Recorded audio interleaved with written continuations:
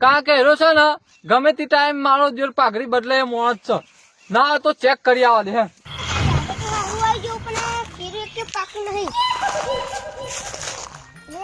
તારી કોઈ આવવાની તો સારી વાત છે કેરું પાકું તો નહીં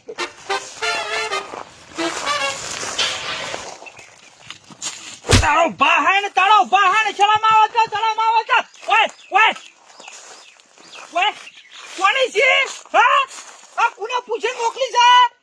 કોને પૂછીને આવ્યો છે તું આઈકન કોઈને પૂછી નહીં તો પછી કોને મોકલ્યો